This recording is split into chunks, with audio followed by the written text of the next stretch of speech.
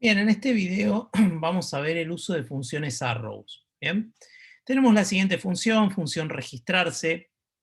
Vamos a limpiar un poquito que quedó del video anterior, vamos a dejarla así entonces esta función registrarse. Y la idea de esta es trabajar, digamos, con esta función, pero transformarla al uso de una función arrow, bien, una función flecha. Entonces, digamos, el equivalente a esto también es declararlo de esta manera para que se vea un poquito más claro el pasaje ahora. Bien, y esto de esta manera. Bien, entonces, vamos a dejar las tres. Ahí está. Vamos a transformar esto que es S5 al uso o a la utilización de funciones arrow. Entonces podemos declarar var, también podemos declarar let, o se suele utilizar const registrarse, que es la función, bien, a la que le voy a dar nombre. Y en lugar de utilizar la palabra function, voy a poner los paréntesis. Igual mayor, vendría a ser la flechita, llave de apertura, llave de cierre. Esto es lo mismo que tenemos arriba, y esto es lo que se suele usar, se denomina como función arrow. Bien, es una simplificación sintáctica, nos evita el uso de function, por ejemplo, y tiene algunas diferencias más. Por ejemplo, vamos a declarar acá const, no sé, getNombre, bien. GetNombre primero lo vamos a declarar con ECMAScript 5 y va a ser un return de justamente lo que hay en el campo getElementById.value. Bien, entonces acá vamos a reemplazar y ahora vamos a llamar a getNombre como función. ¿Cómo sería esto con una función arrow? Bueno, lo mismo, ¿bien? Esto se mantendría igual. Esto acá sería paréntesis, flechita, y acá lo podemos simplificar. Es decir, cuando nosotros retornamos una única sentencia, bien podemos poner las llaves y poner el return como teníamos en el ejemplo anterior, es viable, pero lo podemos simplificar aún más. Al devolver una única sentencia, podemos hacerlo de la siguiente manera. ¿Bien? Esto va a tener un return implícito. Es decir, esto y esto es lo mismo para JavaScript.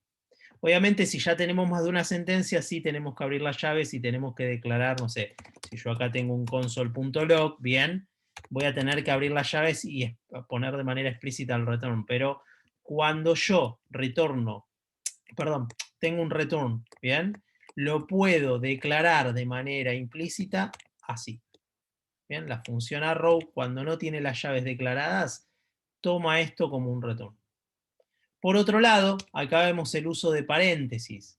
Pero si yo tuviese acá la función, no sé, getApellido y getApellido recibe un parámetro, bien, por ejemplo, último apellido,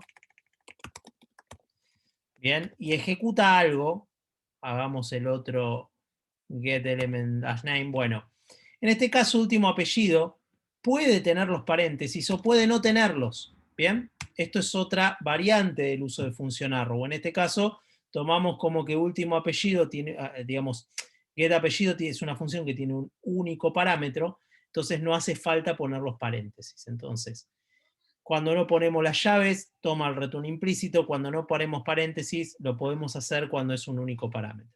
Si no recibe parámetros, tenemos que poner los paréntesis vacíos. Si recibe más de un parámetro, paréntesis y los parámetros, bien, que querramos recibir.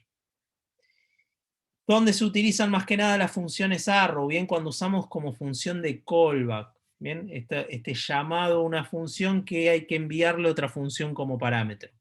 Imagínense que ahora getNombre recibe una función de callback, bien, es decir, no va a hacer un return, sino que va a ejecutar el document getElementById y luego va a ejecutar la función que reciba como parámetro. Antes, al hacer el registrarse, teníamos que declarar el function, bien, de esta manera.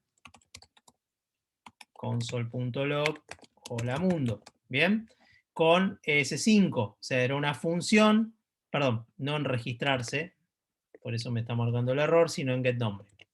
Bien, getNombre recibe una función como parámetro que le va a ejecutar al final de todo. Con S6 esto no lo hacemos con function, sino que lo hacemos y simplificamos con arrow. Paréntesis, flechita, llave de apertura cierre, console.log, hola. Bien, entonces fíjense cómo sintácticamente se simplifica el uso y la cantidad de líneas al utilizar funciones arrow. Más allá de, como vimos también, digamos, tiene lo que se denomina como el azúcar sintáctico, bien, que simplifica justamente la utilización de este tipo de cosas.